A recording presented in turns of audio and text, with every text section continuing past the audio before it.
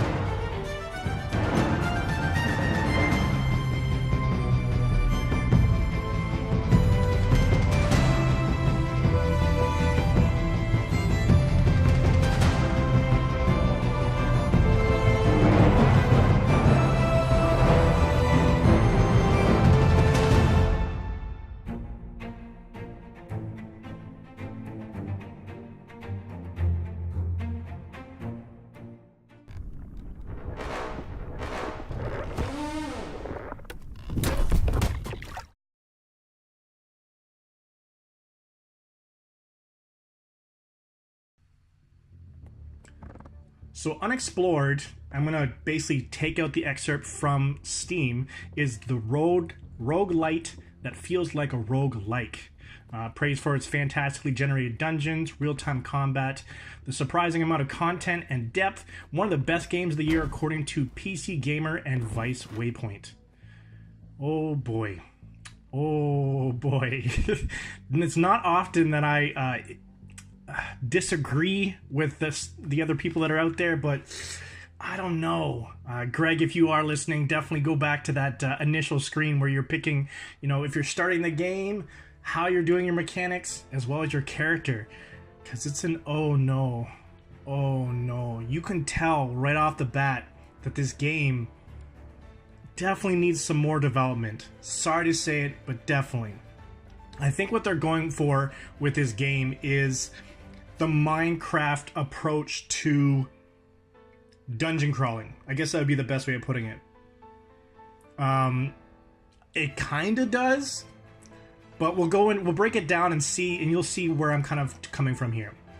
So you already know the plot. It's pretty bone-like.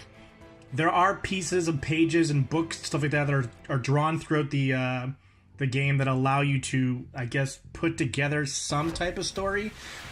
It's more so that the books are showing you either A, how to deal with a specific area, or where certain items are located.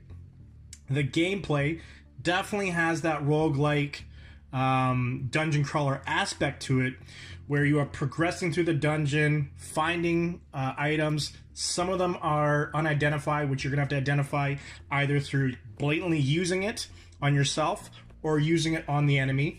It would have been really cool to have something like Deckard Cain from Diablo where you can go and get it identified. And as you learn these things, when you come in contact with these items again, you know what they are and you know what they do, right? At the beginning of every single game is the opportunity to buy items to kind of, I guess, put an upper hand on your quest from the get-go. It's constantly developing and constantly building as you go. The control system on it is the dual analog sticks. So one is to kind of aim, the other one is to swing, right, or attack. I do like that aspect.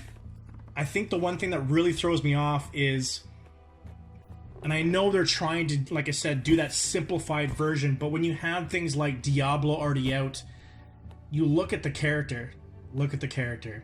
That is so basic that it's not necessary. I mean, you could have easily done a top-down with actually more detail in the individual, still using the twin stick, but I think you lose a lot by having, in my opinion, kind of like the minions look to the character, right? The one eye, just with the 2 arms, and that's it, right? The controls themselves feel kind of flighty.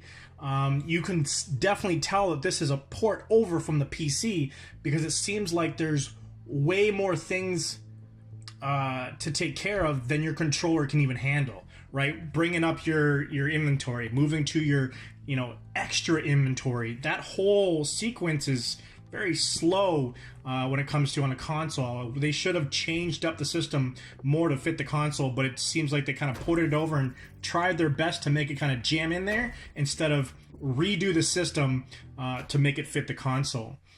Visuals, like I said, I know they're trying to go for simplistic, but it seems to be too simplistic. It almost comes off as, I guess, an amateur type of development for it, when they could have put more into it. There are definitely some instances in animation that shows that they had the ability to go above and beyond, but chose to go with the simplified design, and I don't know if that was the best way to kind of go about things. Audio, there's not much there. You're going to get the character sounds, which, like I said, kind of fit more the Minions aspect. You're going to get some type of action sounds, whether it be fire, doors opening, picking up items, but they're very basic sound bases, and there's no atmospheric music in the background to really draw you in and build that kind of, not urgency, but that, the gloom of like you going deeper and deeper into the dungeon and what's going to happen. It just seems to be kind of really run-of-the-mill, over-the-top type audio. So ultimately, it's crazy for me to say that there's a lot of people giving a lot of great praise to this game, and I honestly wish I could, but I played the game for a fair amount of time, and A, it's really hard, which that's not the issue, but B, there just doesn't seem to be something that's grabbing me to pull me in to make me want to keep going back and back and back for more, which other rogue or dungeon crawler type games have always pulled me in. So for me, it's definitely a 3 out of 10. But so if you're looking for something to pick up, it is $10.99 here in Canada. So it'd be even cheaper down in the States, maybe around $7. If you can pick it up for around $2, $3, $4, so about half off, definitely pick it up. But beyond that, I would kind of steer away from this game. But that's it for me. So until next time, remember, game responsibly, game with a buddy. See ya.